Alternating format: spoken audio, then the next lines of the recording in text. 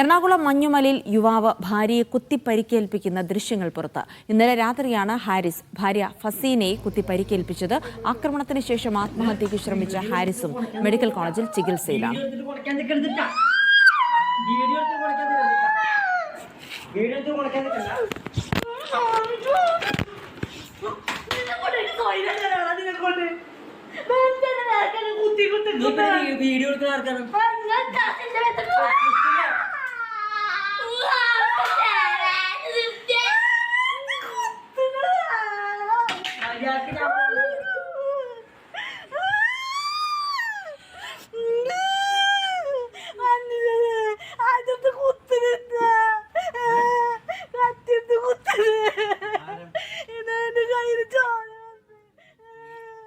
Sijo V John വിശദാംശങ്ങൾ നൽകും. സിജോ, ഭയപ്പെടുത്തുന്ന ദൃശ്യങ്ങളാണ് പുറത്തു വരുന്നത്. എന്തായിരുന്നു ഇവർക്കിടയിലെ പ്രശ്നം? രണ്ടുപേരുടെയും ആരോഗ്യനില എങ്ങനെയുണ്ട് ഇപ്പോൾ?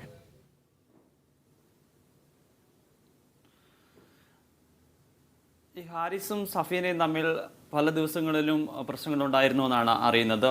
ഇവർ തമ്മിൽ തർക്കങ്ങളുണ്ടായിരുന്നു.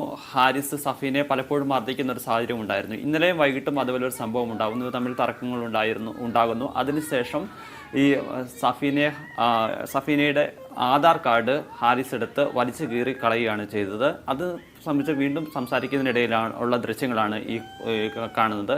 ഈ കത്രിക ഉപയോഗിച്ച് കുത്തുന്ന ഉൾപ്പെടെയുള്ള ദൃശ്യങ്ങളാണിത്. അതായത് ഇങ്ങനെ സംസാരിക്കുന്നതിനും ഈ വഴക്ക് നടക്കുന്ന വീഡിയോ ഇവർ ഫോണിൽ പകർത്തുന്നതിനിടെയാണ് ഇത് കണ്ട് ഹാരിസ് ഇവരെ അടുത്തോട്ട് ആദ്യം ഓടി വരികയും നീ ദൃശ്യങ്ങൾ എടുക്കുമല്ലോ വഴി എന്ന് ചോദിച്ച് ഭാര്യയോട് ആദ്യം ദേഷ്യപ്പെടുകയും പിന്നീട് മർദ്ദിക്കുകയും ചെയ്യുന്നുണ്ട്.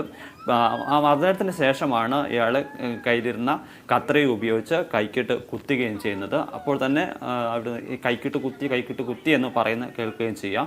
അതായത് ഇയാളുടെ ഭാര്യയുടെ പരിക്ക് അത്ര ഗുരുതരമായിരുന്നില്ല. തൊട്ടടുത്തുള്ള ഹോസ്പിറ്റലിൽ തന്നെ പ്രവേശിക്കുകയും ചെയ്തിരുന്നു.